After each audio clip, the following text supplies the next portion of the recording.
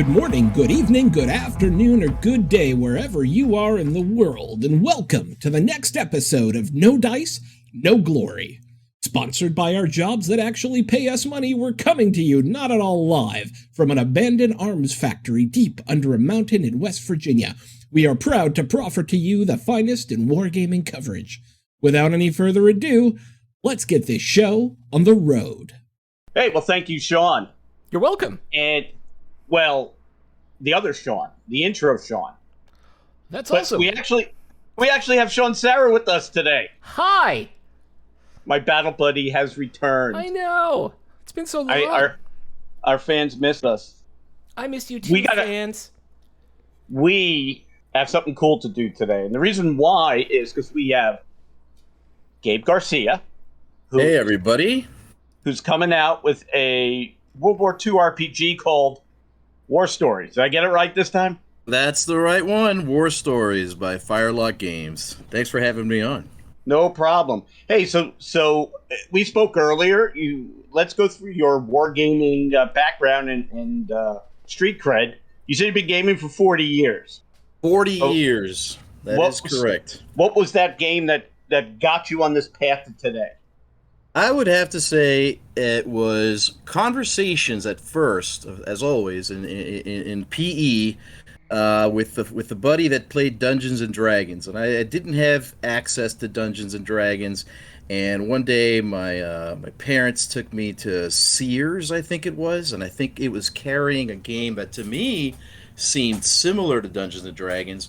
And I don't know how far back you guys might remember these little tiny white boxed games. One of which was Barbarian Prince. Never heard of it. It is a really obscure game, and I bought that, and I gobbled it up as a solo game with a little tiny miniature barbarian that traveled around the countryside, and it had like a little booklet that you'd turn to different headings in the book, and you'd roll dice, and I thought I was playing D&D, and then like probably a year later, I actually got exposed to D&D, and then the rest is history. I mean, I jumped from D&D to Avalon Hill stuff and all the chit games, and from there to the card games and Magic and all that. But I always stuck to RPGs, and eventually the miniatures. The budget got enough to where I could afford them, and I went to all kinds of games all over the place. So, like us, you're addicted. Yeah. Oh, yeah. I'm sitting right now in my converted garage game room, and yeah, it's packed, man. It's packed. I've actually got a pile of games that I have to get rid of and sell to make room for new stuff that's coming in this summer. It's at that point where I've got maximum capacity in the largest room in the house. So it's an addiction for sure. All right, when we go off mic, I want to hear what those are. But so Firelock Games has been working on this RPG for the last year and a half, almost 2 years. I know it was Alex, one of the controlling minds behind Firelock. It's been his passion project. Mm-hmm. Tell us about this game. What's it all about?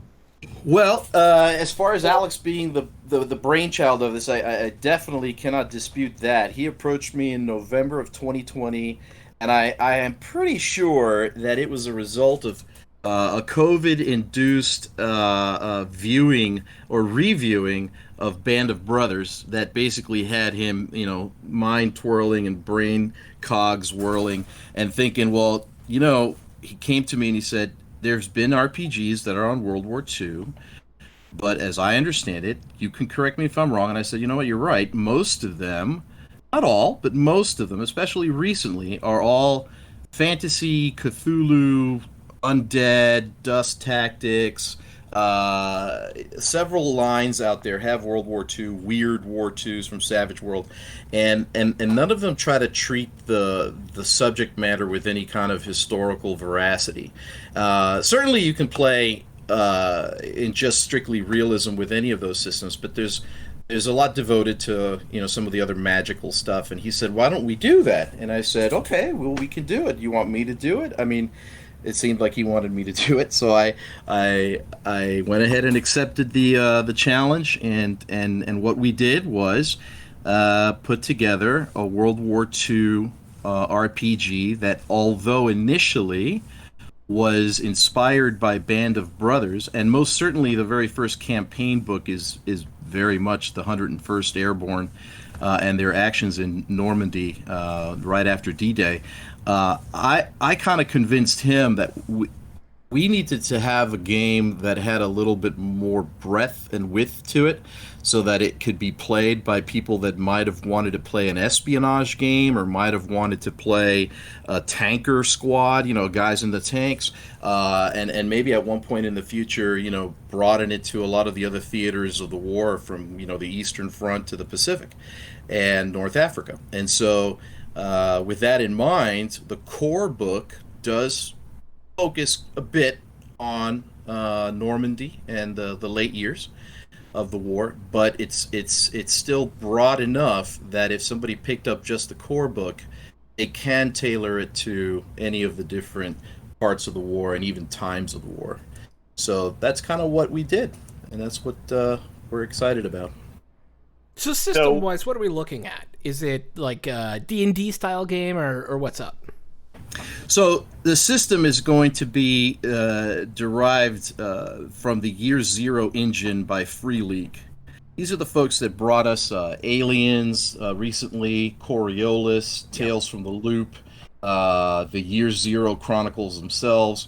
I became very enamored of that company and that system. Initially, I was exposed to them by one of their earlier games called Simbaroom.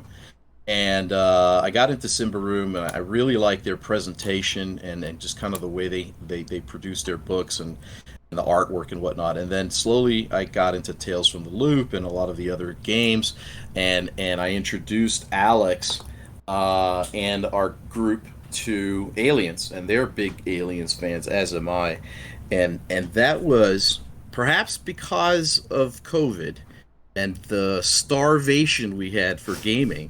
That was hands down one of the best RPG experiences that most all of us have ever had. Alex claims it's his favorite time. I mean, I'm grateful. I ran it, and he's I've always had to live up to that, which is kind of hard because that was a really good time, and I think that I might have bitten off more than I could chew, because he thinks the world of me as a GM, and I don't think I'm any better than the next guy, but that was a really fun system, and that kind of got Alex into thinking maybe we should try that. And when he found out it had an open license agreement, he said, "No, that's what we're doing. We're doing war stories with Year Zero." And so that's the system we're using. So most people know, and you two guys know, not an RPG guy. What's the difference between a Year Zero game and Dungeons and Dragons, which I suppose is not a Year Zero? Correct. So Dungeons and Dragons and Year Zero, so what the difference is effectively just the rules set that you're using. And when I say Year Zero engine, it's just basically saying, well, these are the rules that we're kind of basing our game on, and when you want to roll to succeed, you use this mechanic versus the D&D mechanic. So the D&D mechanic that everybody knows, or even if you're not an RPGer, you probably know that you roll a D20. And you roll 20-sided dice, and depending on what you need to do and what your skills may be, you need to roll a certain number or higher. In the Year Zero engine, they don't use that mechanic. They use D6s. And so what you'll do is you'll total up a number of D6s that reflects your attribute, that's your strength or your intelligence or whatever it may be, and your skill. So if you have an attribute of an agility of 3 and a skill with a ranged weapon of 2, well, then you roll 5 dice. You might get some bonus dice depending on the kind of gun that you're using, or maybe if somebody is at really close range, you get some bonus dice. If you're at farther away or the visibility is low, you take away dice. And the whole point is you roll these dice and you're looking for a 6. A 6 is a success. So it's very simple to teach. It's very intuitive. You know that you're good at this because you say you have 4 on this skill and 4 on this attribute. Oh man, I'm rolling 8 dice. And so it's a simple system that we really like, and that's basically what the difference is. Different dice mechanic essentially. So in my brief experience with Dungeons and Dragons, I had to roll different dice based on my character class and my who I am, and it kind of creates an asymmetry within the game. Mm-hmm. This one doesn't have that asymmetry. So what's the experience like for the player? What's the big difference? Is that all things, people, because you're dealing with humans here, right? Right. And it kind of levels the playing field. Right. Yeah. So what happens is that your differences and your asymmetry, as you say, is going to be based on your attributes and your skills, and then there's going to be two other additional components to a character, which is their specializations and any talents that they might have. So the combination of the different attributes, the different skills, the different specializations and talents are going to mean that you're going to roll different number of dice depending on what situation you're exposed to. So a medic character, for example, might not be as good with ranged weapons, but he might have all the medical aid skills that he might need to bring you, back from the brink of death. And so he's going to get more dice. And in fact, there's some skills that will dictate if you don't have this skill, you cannot succeed in some of the higher order things. So like if somebody doesn't have the medical aid skill, then the best they can do is maybe give you an endurance point back, but they can't really heal you to the extent that a medic can. So there's a lot of differentiation depending on the role that you have, where in D&D they call it a class. Here there's sort of an archetype. And we have archetypes that range from like riflemen to a leader, which would be the NCOs or the officers, to scouts, to the medic, to the heavy weapons guy. And because I wanted to make the game broad enough that it allowed people to play different kinds of characters, we also included things like partisans and war correspondents, because they were an integral part of the war, and not everybody has to be a soldier per se. So, World War II is a heavy topic. Lots of real-world stuff going on in it, from Nazis to all sorts of war crimes to, all the stuff that, goes on in a real, terrible, actual situation. You kind of tackle that head on, from what I've read.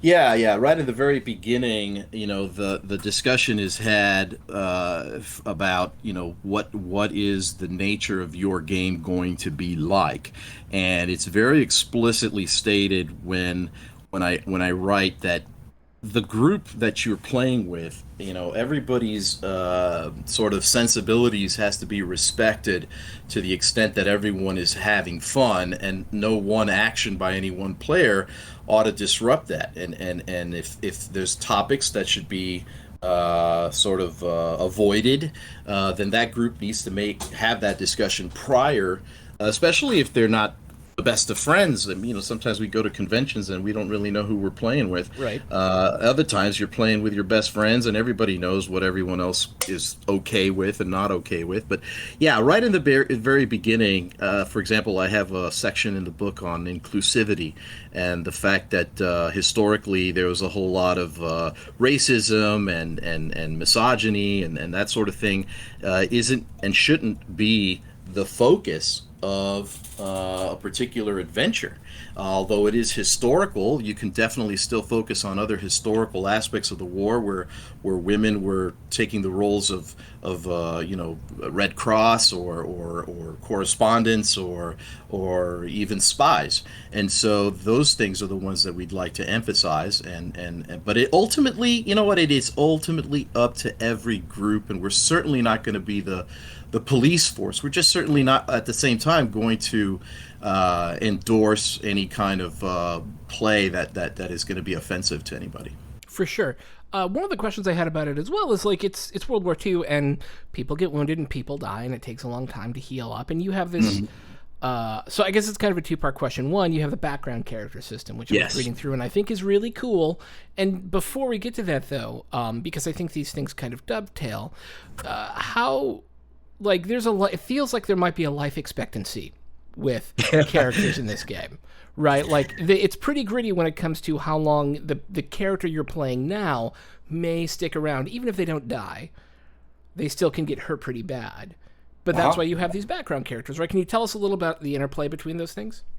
Sure, absolutely. I think that one of the things that a lot of folks, at least me and the groups that I play with, some of the critiques that have been out there for some of the RPG systems that exist is the sort of immortality of a lot of players, of characters, I should say, the immortality of a lot of characters. And there's many systems that are extremely forgiving and therefore sort of tend to have a more cinematic approach that the hero is going to pretty much survive all the time. Certainly my friends were not too thrilled with the survivability of characters in 5th edition. There's a lot of things you can do to tweak that, but the rules as they're written, they're very survivable, and it kind of takes away, for me, and everyone has obviously entitled to their personal opinion about it, but for me it takes away from the thrill and the danger of exposing your character to some of these perils. And so when I thought about World War II, I thought, this is a really deadly war. This is just a war many people didn't come back from. And if we're going to do this with any kind of nod toward realism, and I emphasize nod because we're still playing a game, but if you're at least going to nod toward historical realism, it's got to be a little deadlier than some of the games that I've played. And so to that end, I tweaked the damage system of the Year Zero engine to where, essentially, long story short, I'm not going to go into the nitty-gritty of the mechanics, but any single bullet can kill somebody. A lot of times in D&D, you have to, for example, in D&D, you have to kind of have an accumulation of damage from different sources at different periods of the combat. In this game, a single bullet can kill a character, and so it is, in fact, very, very deadly. And you know what made that okay for me? Aliens. Okay, so Aliens, I got to backtrack just a second to give you the background here. Aliens, if you're not familiar with the RPG that Year Zero put out, or I should say Free League, the Aliens RPG has this approach to an RPG called the cinematic scenario. And in the cinematic scenario, it's meant to be a one-shot. A one-shot where, in fact, similar to the movies, almost everybody is expected to die.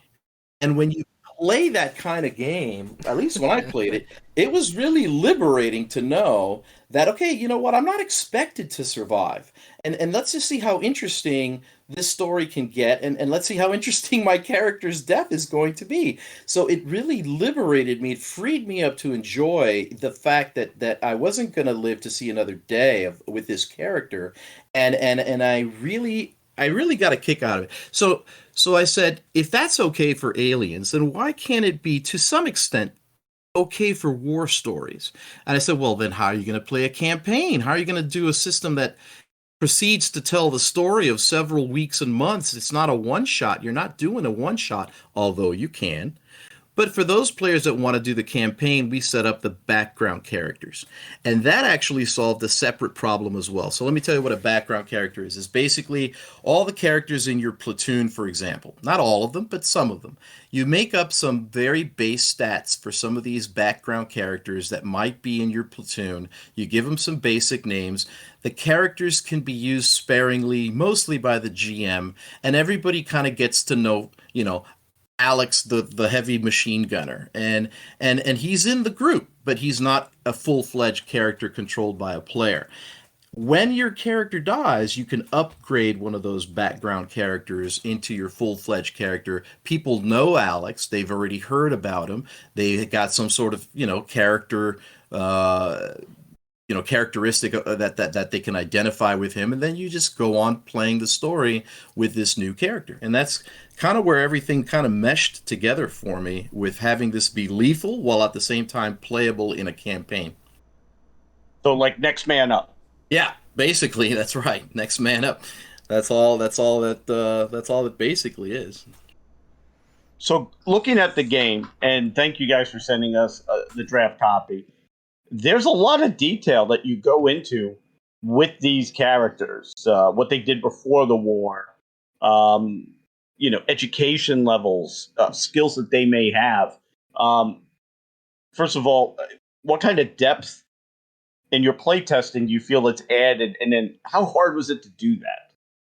Well, okay, so that's a great question, and I think that one of the reasons it's a great question is it allows me to address what would perhaps be, upon initial glance, a very complicated set of rules, when in fact it's just a lot of optional components. So, for example, in character creation, you have a choice. You can, and by the way, this choice can be made differently by each player in the very same group. You can either choose to select an archetype and select the archetype method of creating a character, where basically you make a handful of tiny choices and your character is done in quite literally 5 minutes. Or you can go through the life path option. And the life path option is the one you kind of described, where you kind of get an entire background, their education, their upbringing, and you kind of go through that in order to display how the character acquired these skills. So as in the first step, you just choose the skills and you can make up whatever story you want, and it's just up to you, and it's super fast and really easy. And the second one, it's a little more complicated, but it allows you to kind of randomize the sort of character that you made, or you don't even have to randomize it. You can choose from the selections in the charts that are available. It was just an added sort of component to allow each group to play how they want to play. And there's a lot of that in the rule book. There's a lot of parts in the rule book that are, hey, if you want to have this optional rule, you can have this optional rule, and it becomes a little more realistic, but maybe something that you don't want to do, and so you leave it out. So that's kind of a good example of that. You could do the life path, or you can choose the archetype. When we play tested it, a lot of guys in my group like the life path because they like to kind of roll dice and see what happens and see what kind of character they randomly generate. And it was fun. It was fun to make it. I had the help of our Year Zero engine consultant, Dave Seamark.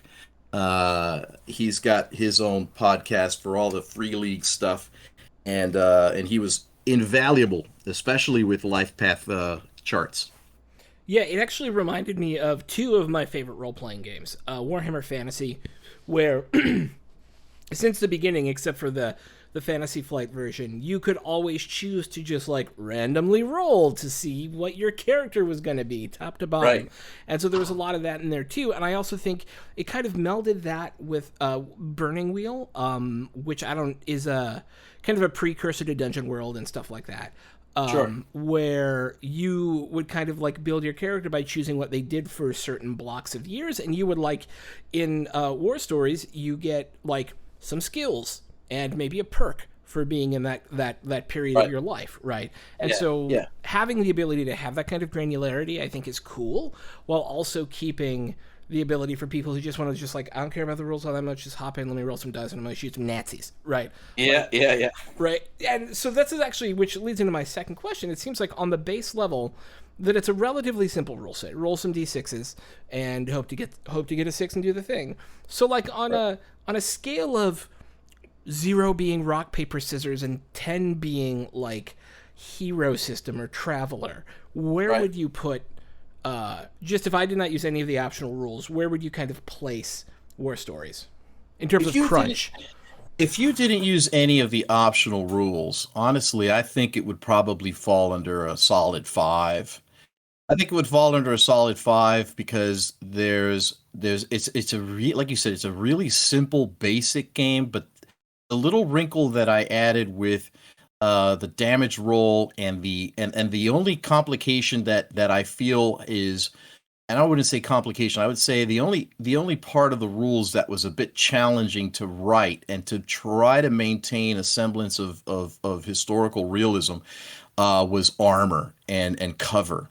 And that being so important in a World War II combat game, sort of where you're going to be getting gunfights and people are going to be hiding behind sandbags and buildings and ruins.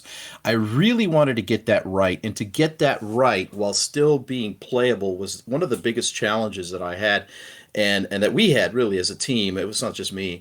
And I think that gives it just enough of the complexity that it kind of pushes it to the 5 or 6 level.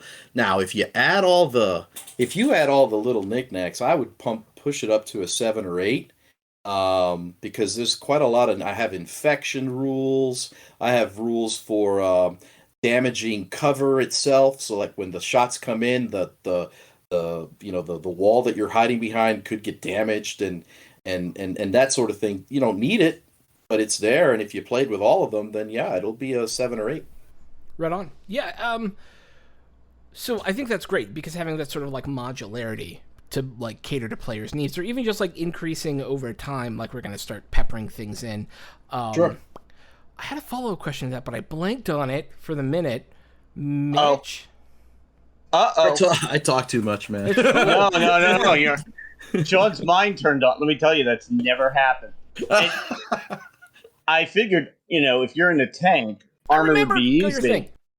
It's American tanks didn't have any armor, so which sucks because we wanted Nate to be here because he's an army tanker. Okay. So I get into the game. You could choose from a lot of different characters. Do the characters have to be somewhat interrelated? You have to be in the same platoon, the squad, the same tank. How does that work up when I'm trying to assemble as is it a dungeon master? What do you call it? GM. Yeah, there's a GM. The GM has to essentially, the very, very first thing is sit down with their players and essentially say, okay, well, what's the group concept? And I discussed that at the beginning of character creation. Everyone has to kind of agree to a group concept. Are you going to be partisans in Paris trying to fight the Germans in the resistance? Are you going to be a tanker squad, tanker crew? Are you going to be 101st Airborne? Are you going to be regular army? Are you going to be British? Are you going to be Americans? Are you going to be Belgians? Canadians, anything, and of course the other question that's often asked and is sort of skirted, can you play Germans? And so the answer is, the bottom line is, you can essentially do whatever your group is happy with doing. We don't have rules for playing Germans, but certainly the rules are broad enough that you can, if your group is into that. But maybe you're trying to assassinate Hitler. There are several assassination attempts to do that by Germans, and so that could be a fun thing to do. At present, the rules cater towards American, Canadian, British, or Western Europeans that are fighting the Axis powers. And you have to kind of come to an agreement on the group concept in order to kind of have the group make sense. That being said, there's nothing stopping, 101st Airborne group to have a partisan guiding them, to have a war correspondent that got lost and is embedded in their squad for some reason.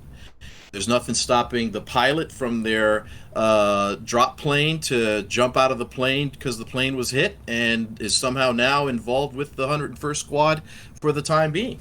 Like a glider pilot. Yeah, it could be any of those things. Yeah. Any of those things. My thing is, I would love to run an LRDG style campaign. I think that would be, you know what I mean? Like a bunch of dudes in Jeeps running around the desert. Mm-hmm. I think that'd be a lot of fun.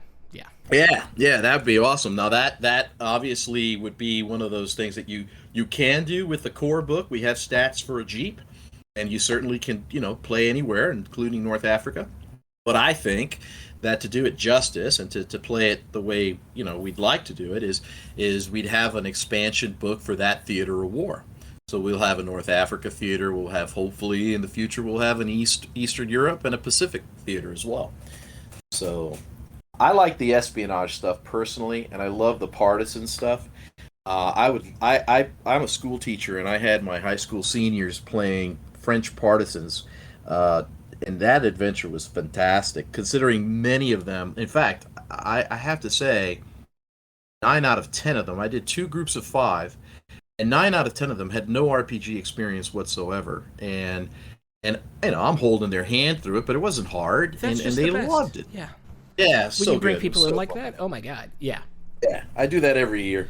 Alex calls me the godfather of gaming in Miami. I would have a hard time with French Resistance, and I think it would be great. And I've also totally thought about an OSS campaign similarly. But like, I've watched so much Allo that I'd be making Allo jokes and like talking in terrible French accents the whole time, and Right. being like, I want the Madonna with the big boobies and the like, just the whole thing. Yeah, no, yeah. With chocolate mousse. Chocolate Moves. Oh, Top Secret was such a great movie. Yeah, oh exactly. My God. Yeah. You could play that. That would be awesome. Yeah. So I'm looking here for the infantry, and there's 6 different types: Scout Rifleman, Machine Gun Squad, Combat Medic, Engineer, Heavy Weapons Squad. Some of these tools that these guys are using are pretty detailed. Is there a way that the game mechanics make it easy for them to use? Like for a mortar, you got to range in, you have to have a spotter. For a heavy weapon, I'm sure that there's a mechanic that it will break. You just roll a simple die to see if it can be fixed. How do you handle some of those very intricate things that these soldiers did? Some of those real nitty-gritty stuff had to be really researched. We had a historian assist us with a lot of the weapons. I certainly am not a rivet counter, but the fact is that we tried to get some sort of basic, not too convoluted mechanic using the year 0, roll a bunch of dice and get a 6 to cover just about most all of these. So, for example, you mentioned the mortar. So if a mortar is used, then you have to use the field artillery rule, which says that you don't need line of sight, but if you have a spotter, they can roll their perception, and their successes will translate to bonus dice for the mortar squad that's firing the mortar. Normally, the mortar weapon is going to have penalties. I think if I recall, it's a -2 or -3. So let's say your mortar squad has a pool of 6 dice, and now they have to subtract 3 dice. They're only going to roll 3 dice. Chances are, rolling 3 dice, you're not going to get a 6. If you do, you're lucky. But if the perception is rolled by the spotter and they can radio in, that information about the location of the target, the spotter succeeded with 2 6s. Okay. Those 2 6s translate to 2 extra dice for the firing team, and now they're rolling 5 dice instead of 3 dice, and they have a better chance of succeeding. So that's an example of how you can use this D6 system to kind of simulate the spotter ranging in for the mortar squad that might be out of sight. Wow, that's good, because you don't want these guys having to go to basic training to have to play. yeah. We provide some basic information, very basic, certainly not textbook, far from it. It's still a game, but we provide some basic information for the novice and the person who really doesn't quite know. Look, listen, I'm a school teacher, I'm a history teacher, and I think one of the drives, at least professionally for me, is to say, look, let me whet your appetite. And with the little information that I give you, maybe you'll be interested enough to look it up yourself. And then all of a sudden, never going to happen. That's. I mean, yeah. Just go on Facebook. Everybody's an expert at everything. It's the reason I have Facebook. Yeah. Yeah. It's like. So I run this server for I told you DoD Wargaming Professionals. And we post what people post on Facebook. And I'm like, 30 years in working in national security, these guys got it. They're so much smarter than we are. We should take a B-2 bomber and find out where Putin is. And I'm not kidding. These are real things. It's because it's one of the things that I think is a given in our communities. If I'm reading a book and I really like a history book, I'm going to buy a game that covers the same subject. Same. Or if a game comes to the house, right? Yeah, I'm going to probably read a book on it. And it's that thing of how gaming really it qualifies learning so much, but we could do a whole podcast on that. Sure. And bore the hell out of everybody. So one thing with RPGs, and if I'm way off, tell me, is that yeah, okay. Well, not even close. That's the Facebook guys. Yeah, I'm way out of the ballpark.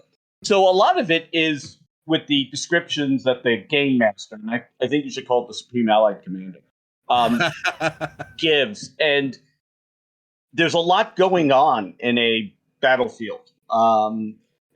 Just like you said with the spotter and calling in for your 105s and maybe sitting off the beach. There's a lot going on. Also, in some of Normandy, I don't know if you've ever been there. Sure. Those towns are really close and crowded. Mm-hmm. That puts the onus, I think, a lot on that game master to kind of explain what's going on. Sure. Not to talk about another RPG, but like Twilight 2000, which I have but not played, uses maps and counters to kind of take some of that pressure off the game master, to emulate all that verbally. Right. How am I tracking the game here as the game master and keeping track of a large battle in some respects? Sure. Well, there's two answers to that. Number one, there's the published adventures, and then number two, it would be if you are doing your own adventure. So if you've got the published adventures, which the core book will have an introductory adventure, we're looking on making a quick start rule set that will be real watered down and kind of just the bare bones of the rules. That will have an adventure.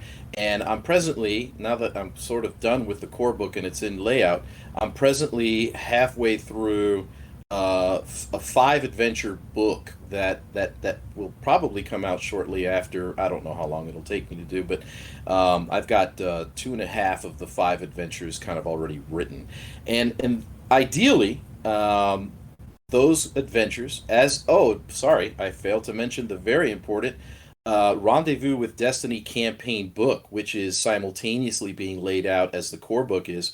And that is going to be a giant wealth of adventures because it's an entire campaign running the full gamut of D-Day for about, I think, covers about the first 2 months of the summer in terms of narrative time. So all of these books are going to ideally have maps.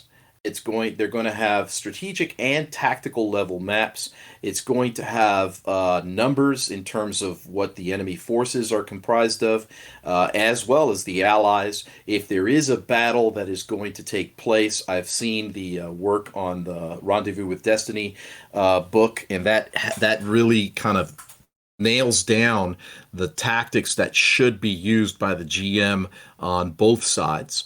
And then it leaves a whole lot of room for the players to get involved at the tactical level, which is a lot of fun.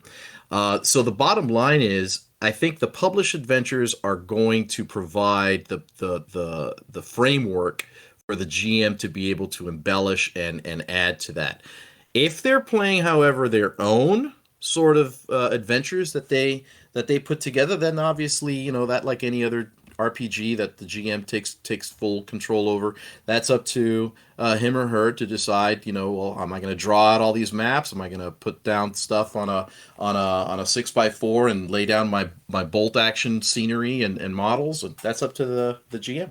Can I add to that from a very because I feel like you're asking a bigger question than that too, which is like, how do GMs cover all this weird detail? And just like on a bigger level, you don't.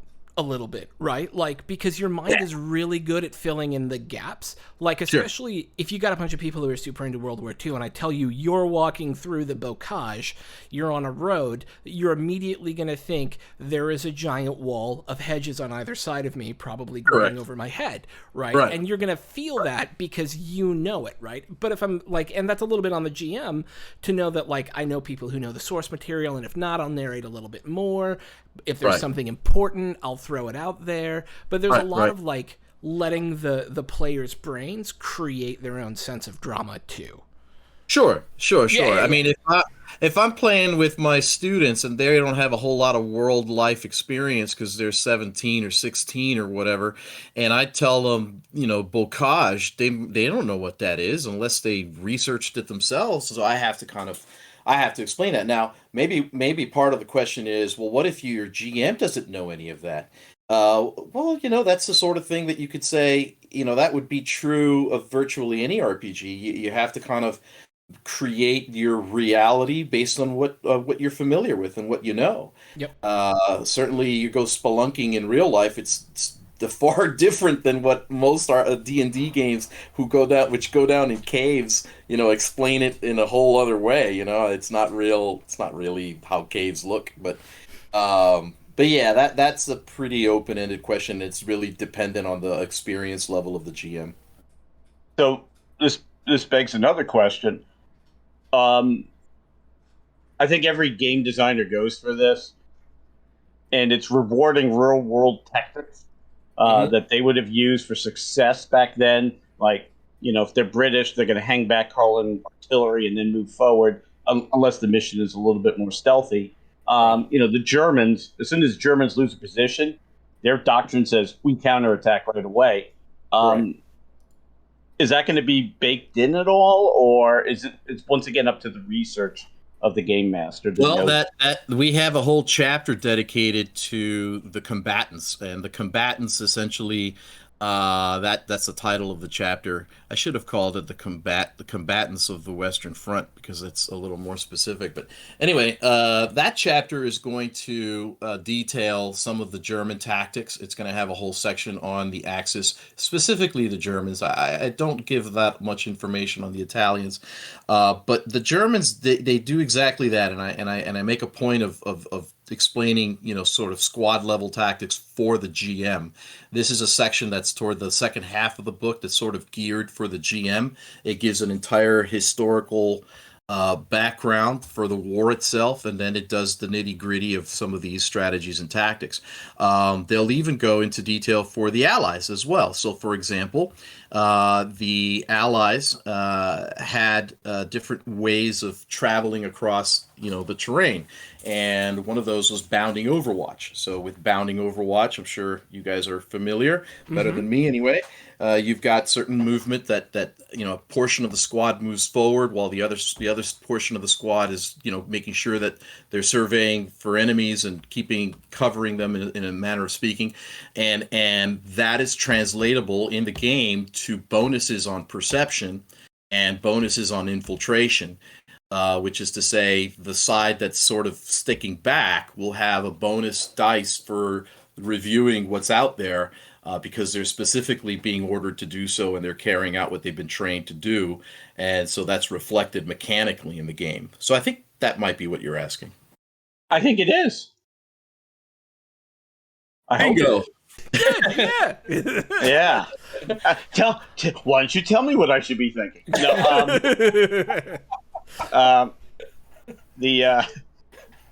That was a very vague Seinfeld reference. Why don't you tell me the movie you want to go see? Yeah, that's interesting, and that's what I kind of wondered about, just like looking through the rules, not being an RPG guy, is that this is a big world there, and the armies fought totally different. Even the Canadians and the British kind of fought differently. Right. And games often try to put that in there. I would say most of them fail. Right. But here it's the onus on that game master to kind of bring that to life. Sure. When that was a comment, not a question. When you guys were playtesting this, what was like some of the gee whiz things you found out, or the oh shit moments that you're like, well, yeah, we need to kind of fix this? Were there any big surprises in playtesting? I think, it wasn't as much it wasn't as much as a surprise as it was sort of a surprise for the players, but sort of for me, I kind of had built it in. I think the deadliness of it was, number one, a very surprising thing for a lot of the players that weren't accustomed to that. And I gave them a heads up. I said, "You remember Aliens? Well, it's not that bad, but it's close. It's close." So that was one surprise. I think that another one was sort of the difficulty of carrying out certain tactics that even if you're a novice and you're not a military historian, just from watching movies that the sergeant, okay, guys, move out, and everybody runs out at the same time, right? Or lay some suppressive fire over there, and 4 or 5 guys lay some suppressive fire in the direction the sergeant said. That's kind of hard to do when you're doing a game that's based off of initiatives. And what I mean by initiative is in the Year Zero engine, much as in almost any RPG, you're going to have an order in which your characters can act. And when you say, everybody shoot over there, or everyone run this way, and your initiative is so far apart from each other, like, how are you going to do that? I'm in initiative 1, he's all the way in initiative 9. So we're never going to be running together, and that just seemed really odd. So I said, well, there's two solutions. There's the simple solution, right, which is the default, and then there's the advanced solution. So I baked that into it. The simple solution is to delay. So you delay your initiative 1 till the latest of everyone's initiative, say 7, and then everyone acts together. So that would be, for example, what you would do if you were the loader on a tank and the gunner has an initiative that's after yours. Well, then what are you going to do? You've already loaded on the previous round, so you're just sitting around and you're not going to be able to load the gun for the following round. So what you do is you delay. If you had initiative 3 and the gunner had initiative 7, well, then you say my initiative 3 is going to act on 7, and then the gunner shoots, and then you reload, or roll to reload anyway, at the point that it makes most sense. So that's a simple solution. I won't trouble you with the advanced rule, but the advanced rule allows you to use like command skills to manipulate your initiative in different ways, and it's a little more quote unquote realistic, but at the same time, some people may or may not want the complexity.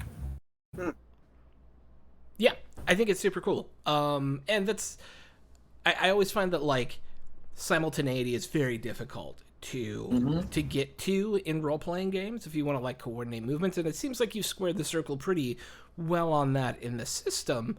How difficult was it, because you've made some tweaks to the system, which is kind of a basic core rule system. One of the great things right now in role-playing, for those who are listening, is there are a lot of systems out there that are open source, allowing folks to come in and create their own versions of those games. Like Blades in the Dark is the I don't remember what the actual system's called. It's written by that guy as one of them, and then like D&D system is now open source, and so is this one. So how did you kind of go about tweaking the system for the needs of a little bit more of a gritty, like you said, like with Aliens? Like what was the process of like taking apart the system, looking at it, like, and then like rebuilding it the way you needed it to be? Okay, so effectively, the biggest change comes in the combat aspect of damage. Okay, so for me, the generic Year Zero engine is great. I love it. I've played all of their games. I have not played Twilight 2000, which is their latest iteration, which is interesting because it's obviously a World War III scenario, and I did read through quite a lot of their rules to see if I can pick out some things that they did and whatnot. But I think that the damage system in the Year Zero engine is such that you roll your pool of dice, and every 6 is a point of damage. So if you got 3 6s, you did 3 points of damage to the opponent. And that's clean, it's very simple, it's very straightforward, and I like it for those reasons. However, what I didn't like is that, to me, it meant that really skilled enemies were the ones that you had to be worried about, because those are the ones that are going to roll 9, 10, 12 dice, and then that's the one that could take me out in one shot. And somehow have 3 or 4 6s and takes me from endurance 4, which is what we call our hit points, down to 0, and now I'm out of action on that one shot. The guys that are really the generic German soldiers might be rolling, I don't know, maybe 6 dice. And for them to roll 4 6s on 6 dice, I'm never going to be afraid of a one-shot kill. And that's just not really something you can emulate with their core system. So what I did is I tweaked it. And what I did is this. You will roll a separate D10 to represent damage. And the D10 is now independent of your number of 6s. In fact, if you roll multiple 6s, you can add modifiers to that D10, so that if you roll, a 5 on a D10, but you had 2 extra 6s, well, then it becomes a 7. The weapon itself will also show which weapons are more lethal than others by having another +1 or +2 or maybe even a +4 in the case of the MG42, very deadly machine gun. So that is the way that you determine damage. And the D10 is going to be basically 1, 2, or 3 or more points of damage. And at 3 points, I added the additional feature that prompts a critical hit that requires a roll on some pretty lethal damage charts that could just kill you off of that one roll on the critical table. So that's kind of how I kind of mitigated that, and that's the main tweak on the Year Zero engine: how to do damage and how you can die on one bullet, like I mentioned before. Awesome. Yeah. I love myself a good damage table, by the way, as an old school Warhammer Fantasy game guy. Oh, yeah. Those crit tables are chef's kiss. Yeah. That's definitely the inspiration for sure. For sure. I love those charts. They were all. I didn't go to the extent that they did. Remember back in the day, those Warhammer, they had the for the slashing weapons, for the bludgeoning weapons, for the piercing weapons, and it was just page upon page. I said I can't do that.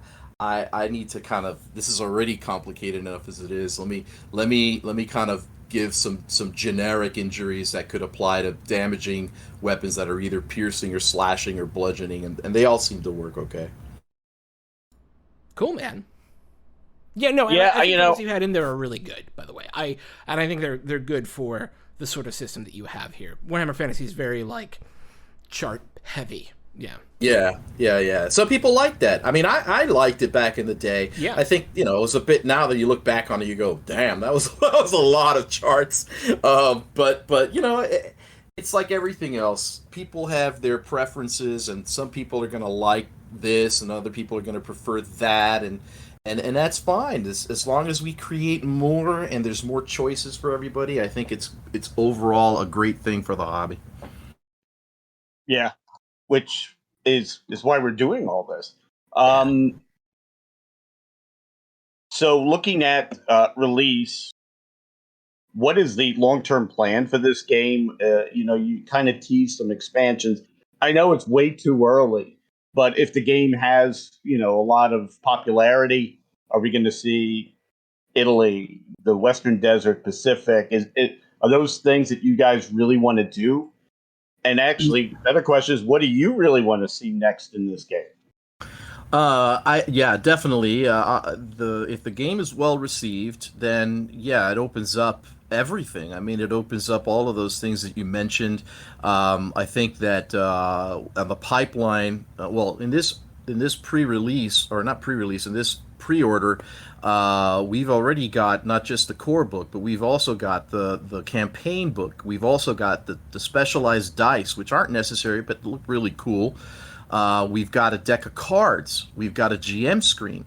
So it's a full system that is ready to go as soon as the printing gets finished, and then we'll see from there. We'll take it to the next level. And I know that there was a gentleman that did some blind play testing for us in Australia, Thomas Bolton, and he was gung-ho about contributing to the Eastern Front. He's a big time Eastern Front World War II aficionado, to say the least. He knew quite a lot. He helped me with some of the weapons that I couldn't really have access to in just the Western Front. But additional to that, as you said, North Africa. You asked what I was partial to. Oh yeah, I like the espionage stuff. Personally, I love a good subtle RPG that has some of the drama of being caught and having to infiltrate something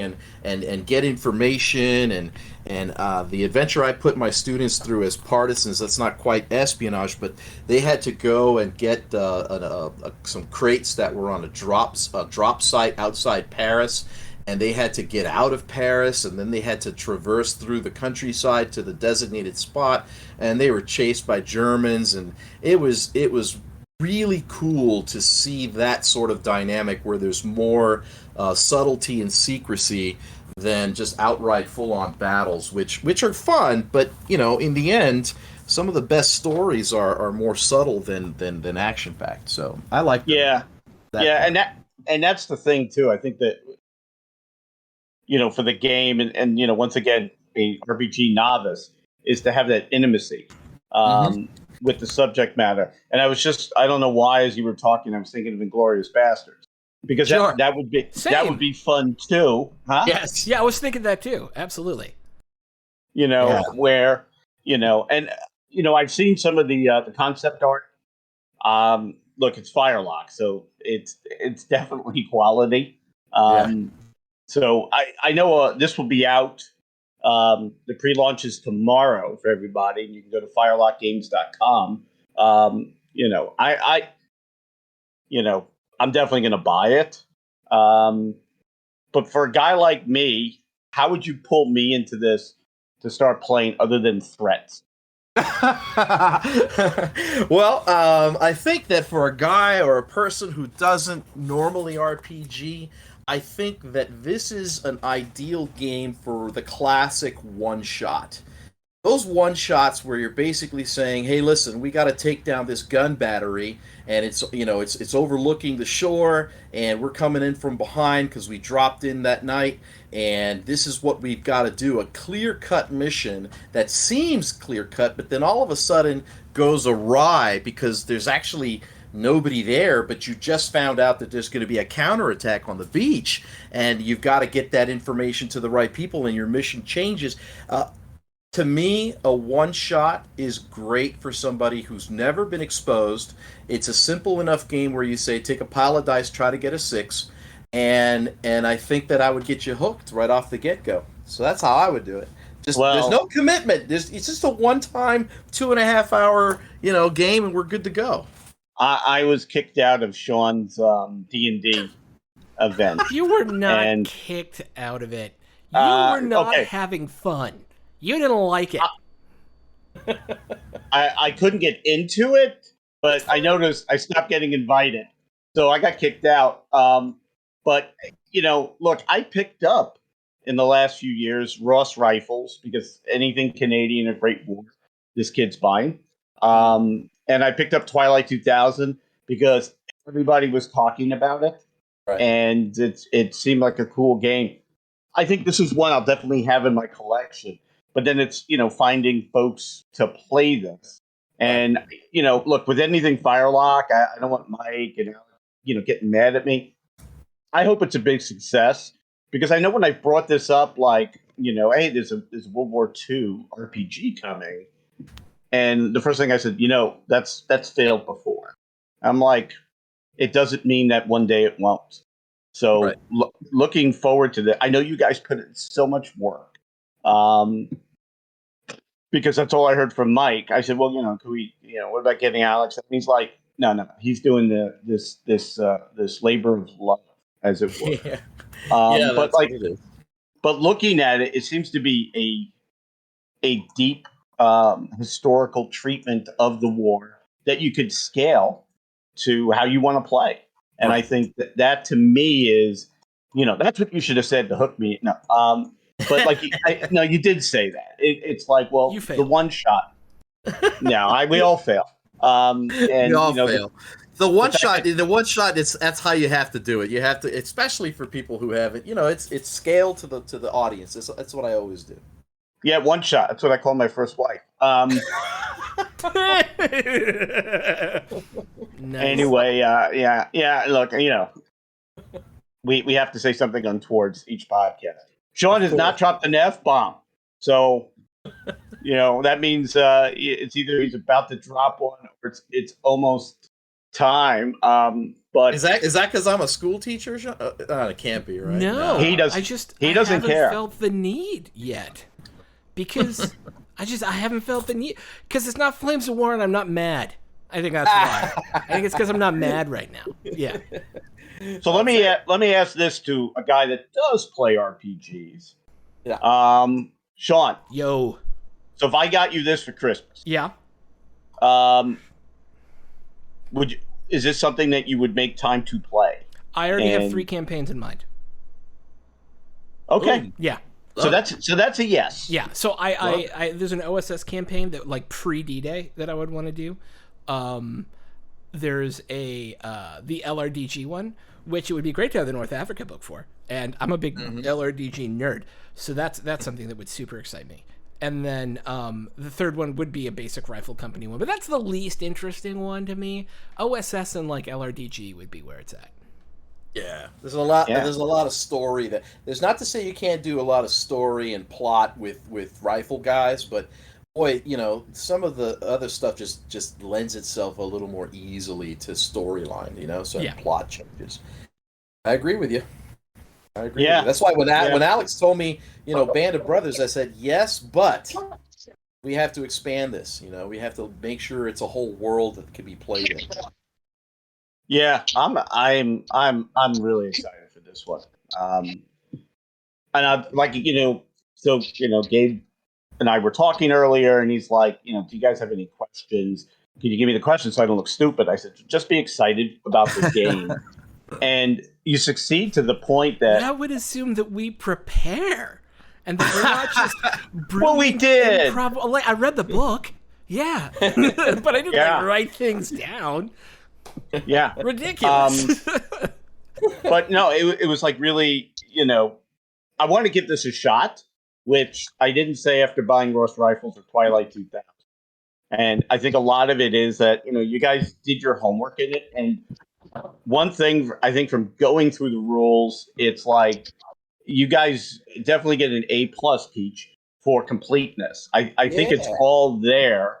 And I know you guys said, hey, do you guys want to play a 2-hour one-off game? I can give you the answer now. Yeah, we definitely want to. We definitely want to do that. I'd love to get. I would love to get a group of dudes that maybe don't normally play and take us through it. We should record. We should record, and I'll tell you what. I can get a bunch of real army dudes and see how they do. Well, the pressure's on.